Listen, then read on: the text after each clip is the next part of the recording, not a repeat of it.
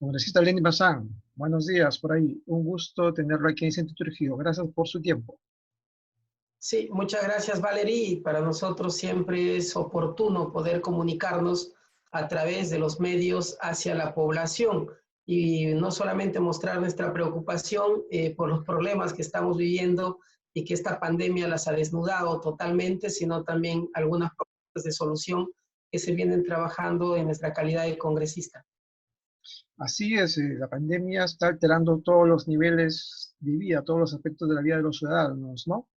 Pero un poco lo que nos trae a esta conversación es conocer un poco su propuesta y su labor en lo que será en las áreas de educación, cultura y arte, ¿no? Usted fue docente de educación preuniversitaria, así que estuvo de cerca en el tema, conociendo un poco lo que es la educación en la región, ¿no? ¿Cuál es su diagnóstico del actual nivel educativo en la región de Libertad?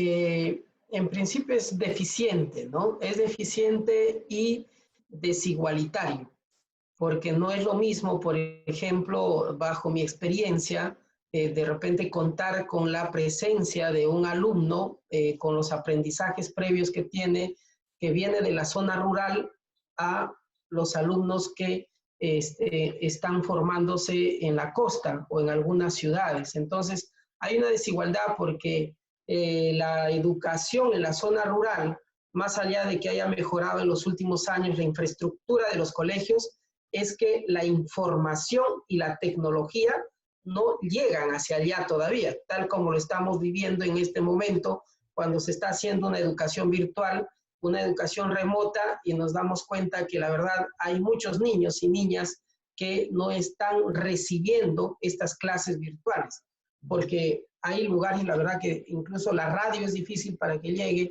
la televisión es difícil, menos el internet.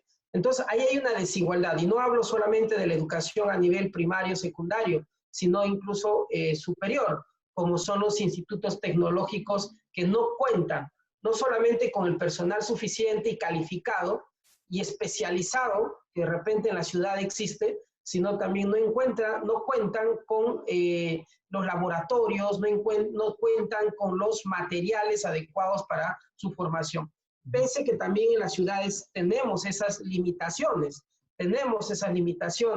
no podremos encontrar en la sierra un CENATI, por ejemplo, en la educación tecnológica, pero el CENATI mismo acá tiene sus limitaciones.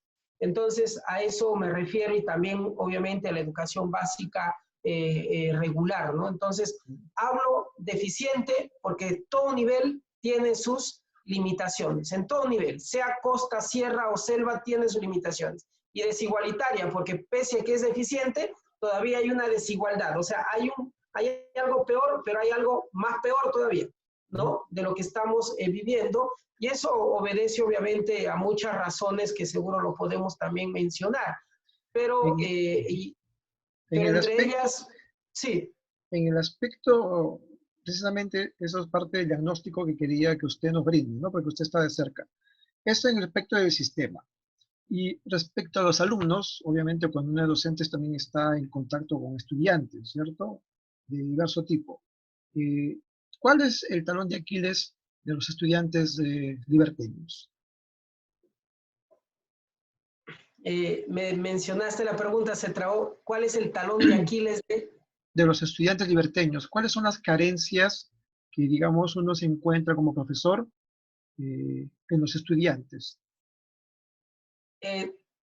A nivel, por ejemplo, preuniversitario, donde hemos tenido cierta experiencia, y universitario, creo que no solamente la educación podría decirse en conocimientos, sino también esa educación actitudinal, ¿no? No solamente la de aptitudes, de poder darle conocimientos básicos en matemática o razonamientos, sino la actitud, y ahí viene el tema de la orientación vocacional.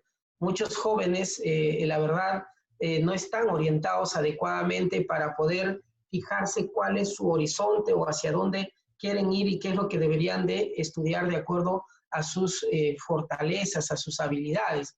Y también a nivel, por ejemplo, de la educación básica regular, yo creo que problemas alimenticios y problemas de salud, como la desnutrición o la anemia, en muchas zonas, no solamente rurales, sino urbano-marginales dentro de la ciudad de Trujillo, como el Alto Trujillo, por ejemplo, limitan esa capacidad de aprendizaje.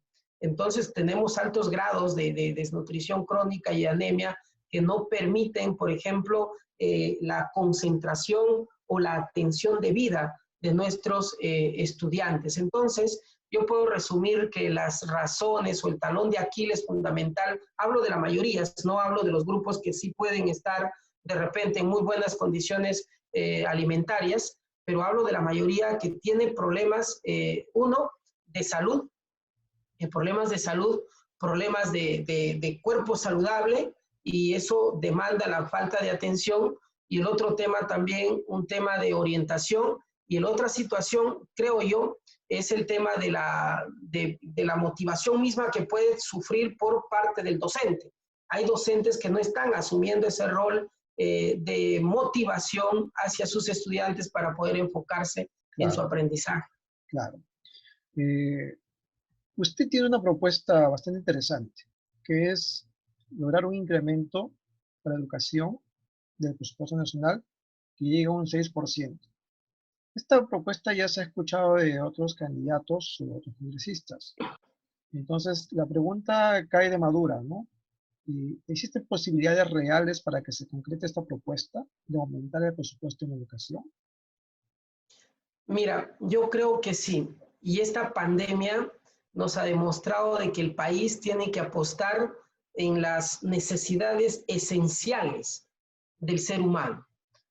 Hoy, este domingo, va a existir un pleno del Congreso extraordinario, solamente para tratar leyes o mociones sobre salud en nuestro país, porque hemos visto que la salud ha sido lo más impactante que hemos sufrido en estos días, y de repente que lo hemos notado con mayor grado de precariedad o vulnerabilidad. Entonces, y ahí ya se está reclamando, incluso un proyecto de ley nuestro, es que no solamente se incremente al 6%, sino al 7%, que es el promedio latinoamericano. Y de la misma forma vamos a hacer con educación. He visto, la verdad, las reacciones a nivel de la Comisión de Educación del Congreso, en que es necesario apostar por incrementar el presupuesto por la educación. Primero, no hemos estado preparados, por ejemplo, para las necesidades tecnológicas que ahora amerita. Los centros educativos no tienen preparados los centros de cómputo para que puedan utilizar las tecnologías de la información como una herramienta de aprendizaje, por ejemplo, y eso amerita mayor presupuesto. También nos estamos dando cuenta de la alimentación, termino con ello, la alimentación del estudiante, porque el incrementar el presupuesto no solamente es para construir más centros educativos, sino también para dotarle de la alimentación que el Estado lo puede asumir, así como los programas de Caliwarma, por ejemplo, que existen ahorita, pero ampliarlo más, universalizarlo más, y que pueda tener no solamente un almuerzo, sino tengo un desayuno, un almuerzo, depende del horario o el turno que estén estudiando nuestros alumnos. Entonces, y lo otro es la deuda social, por ejemplo, que existe al docente, que hasta ahora no se cumple, y seguro la valoración económica también que debe existir hacia el docente para que pueda concentrar mayor sus esfuerzos y no sea el docente mil oficios que hoy en día tenemos. Congresista, está claro que crisis sanitarias globales como esta lo que han hecho ha sido desnudar ya las carencias que teníamos como sociedad. Dentro de esas carencias que tenemos como sociedad en el Perú está la poca eficiencia de determinadas autoridades, ¿no? Sentándonos en nuestra realidad, ¿usted cómo valora la gestión que viene haciendo el gobierno regional y la municipalidad también en el tema educativo, en el tema de difusión de cultura? ¿La gestión del gobierno central o del gobierno regional? El gobierno regional, de las autoridades locales, o sea, de la municipalidad de Trujillo, el gobierno regional, ¿usted cómo ha percibido que han venido impulsando el tema educativo cultural? Mira, el tema educativo, y voy a pasar al tema cultural incluso, lo que nosotros creo que siendo gobierno y siendo parte del Ejecutivo, hoy nos estamos dando cuenta también de qué actividades debemos desarrollar y que sean amigables con la naturaleza y el medio ambiente, porque esta epidemia es producto de esta crisis también ambiental que vivimos en el planeta y ya se ha demostrado que no es un tema solamente local, focalizado o regional. Entonces, ahí el tema de poder poner en valor nuestro patrimonio cultural, material e inmaterial es importante ahorita. Y esto tiene una consecuencia incluso económica, que es el turismo.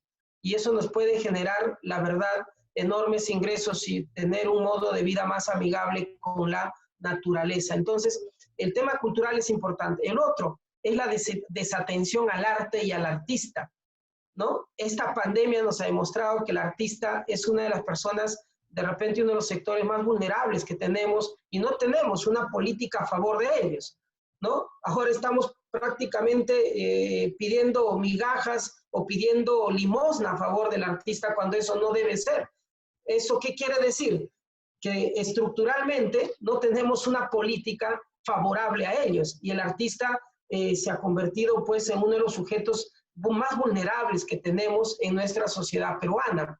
Es allí donde creemos que las políticas no solamente deben ser nacionales, sino locales. ¿En qué momento hemos promovido, por ejemplo, que ese arte que muchos de la iniciativa personal lo hacen en las calles sea una política institucionalizada de una municipalidad o del gobierno regional? No tenemos absolutamente nada de ello y eso ha desnudado pues esta pandemia. Y en el tema educativo, también el gobierno regional es el que debería estar viendo de pagar la deuda social a los trabajadores, que es un problema ahorita nacional y no lo tenemos. Por ejemplo, también los propios sindicatos de la educación, que la verdad algunos se han corrompido con el tema de la derrama magisterial y no están haciendo lo suyo con sus propios colegas docentes en esta época de crisis.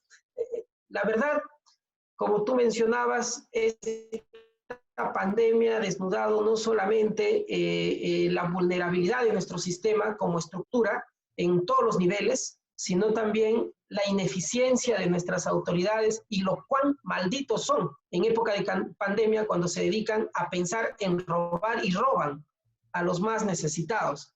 Y en educación, nosotros tenemos pues docentes que no dejan de reclamar sus derechos en cuanto no se puede aplicar esta educación virtual, por ejemplo, que ahora tenemos, porque hay docentes incluso que ni siquiera tienen una laptop, menos alumnos que tienen una laptop como para poder utilizar tecnologías de la información. Congresista, dentro de su propuesta también estaba gestionar, intermediar para que se pueda otorgar bonos para artistas independientes, un loco. Sí, estamos nosotros coordinando ello con una colega nuestra que es Rocío Silva, que está como titular en la Comisión de Cultura, y hemos hecho ese llamado a la ministra de Cultura que se haga, se tenga en consideración y se tenga incluso, mira, no sabemos quiénes son nuestros artistas a nivel nacional. No tenemos un padrón que muy bien, incluso hay muchos artistas que normalmente trabajan de manera colectiva, porque el artista no es cierto que es un sujeto bastante solitario, pero siempre se organiza y no los tenemos identificados debidamente y por ello estamos haciendo un esfuerzo ahora enorme de poder articular con todas las asociaciones de artistas a nivel nacional y podamos, la verdad, hacerlos beneficiados de este bono, ¿no? Porque no tienen pues una estabilidad económica por el sistema mismo que tenemos que discrimina al artista. Una última pregunta, congresista. En Trujillo existe una escasez de espacios públicos para que los artistas puedan desarrollarse, para que puedan exponer pintura, fotografías, para que puedan actuar, para que puedan desarrollar performances de diverso tipo. ¿Tiene usted pensado interceder o impulsar o gestionar o trabajar de manera coordinada con autoridades locales y regionales para ver la opción de que mientras se construya, porque lo ideal sería que se construyan espacios nuevos, un gran auditorio, por ejemplo, bueno, usar sus buenos oficios para que se haga realidad este tipo de espacios La Libertad tiene más de 1 millón de habitantes, Trujillo tiene entre 700.000 y 800.000 habitantes, y todo se centraliza en el centro de Trujillo.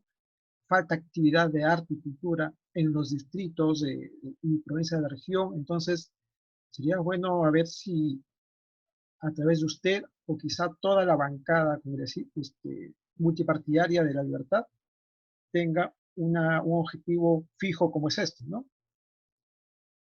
Sí, me he dado cuenta en estos meses casi 2 meses de gestión como congresista o a cargo, con el cargo, es que la población nos ha dado un poder grande y ese poder hay que usarlo en romper, por ejemplo, estos problemas o solucionar con estos problemas y romper estos esquemas donde al artista no se le está dando los espacios físicos para poder desarrollar su arte. No solamente hay escasez, sino que se lo están limitando. Por ejemplo, yo tengo la experiencia en el distrito de Laredo, donde acompañamos hasta ahora a un grupo de jóvenes que tienen un grupo de danzas y cuando solicitaron al alcalde un polideportivo, una losa deportiva que tiene un techo, poder usarlo de manera permanente para poder practicar su danza, se los negaron, ¿no? Y si les dieron en algún momento, les dieron por horas limitadas y a veces la participación o la práctica del arte como la danza se lo hace casi iniciando la noche y no se les quería ceder, por ejemplo, el uso de la luz. Entonces, no solamente hay escasez, sino también hay limitación del uso de los espacios. Y es ahí donde creo que debemos nosotros usar nuestro rol de fiscalizadores, incluso en la capacidad de gasto que tienen, porque no es posible que haya distritos o provincias que para cultura, pese a que tienen un mínimo presupuesto, no lo usan. Y más bien usan estos presupuestos o estos fondos para malversarlos, porque eso lo usan de repente para tapar otros huecos o, por ejemplo, para poder pagar favores en la compra de productos a ciertas empresas, pero que no tienen nada que ver con la cultura y por ahí lo disfrazan como si fuera un concepto de promoción de la cultura. Mejor dicho, sigue siendo la cultura la última rueda del coche para los gobernantes. Y es ahí donde sí tenemos que promover, y te lo comento, yo como presidente de la Comisión de Pueblos y Ambiente, estamos promoviendo lo que ya existe desde 2018, un proyecto de ley de ciudades sostenibles. Y en ese proyecto de ley de ciudades sostenibles no solamente estamos configurando ciudades amigables con la naturaleza, sino como al arte como un medio transformador de cultura, de valores, que eso es lo que nosotros buscamos hoy en día y eso ya está en un predictamen y es una de nuestras prioridades después de esta pandemia, donde creo que necesitamos no solamente seguir defendiendo la no contaminación a la naturaleza que en estos días se ha remediado, se ha reparado de forma natural, ¿no? Por sí misma, sino que también podamos generar un modo de vida diferente en el ser humano que no piense solamente en el consumo y en la producción desmedida sin tener en cuenta ese espíritu colectivo que debemos desarrollar en nuestras ciudades y comunidades. Claro, y ahí es cuando volvemos otra vez al tema educativo, ¿no? ¿Cómo le metemos ese chip a las personas? Probablemente personas de 30 años a más, difícil, pero en los niños yo creo que es un poco más factible que sucede. Congresista, 2 últimas preguntas cortitas. ¿Cuál es su escritor peruano favorito?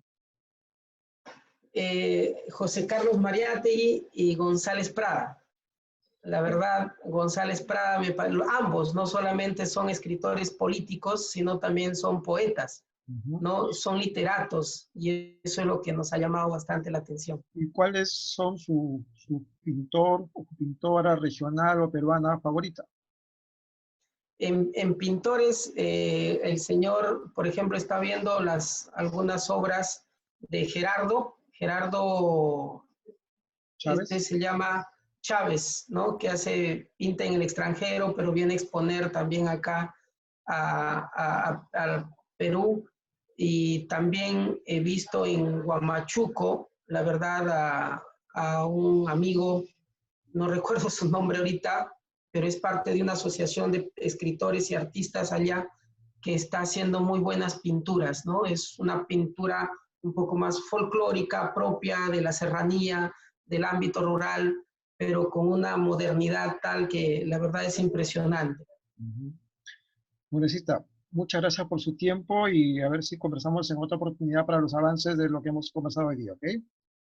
Sí, ya estamos al tanto y es importante que personas como tú o los medios que ustedes están dirigiendo nos puedan ayudar no solamente a comunicar, sino a hacer seguimiento y acompañamiento en los resultados de estas medidas que yo creo que sí la vamos a tener y vamos a luchar arduamente en este periodo corto que tenemos como Congreso. Estamos viendo un Congreso bastante cercano a las necesidades de la población y la verdad con muy buenas intenciones. Esperamos que el tema educativo, como has mencionado hoy día, que es una política transversal en todas las políticas de Estado que deben existir, tenga la valoración del caso, ¿no? Para resolver problemas nada más pequeños que ahora se están viendo, la verdad, en esta pandemia y que es importante estar preparados, ¿no? Estar preparados principalmente. Perfecto, En fin, Nuresita. hay mucho que hacer, como decía Vallejo, y así Bueno, que estamos acá nosotros para sumar. perfecto, muchas gracias. Hasta otra oportunidad. Gracias, hasta luego.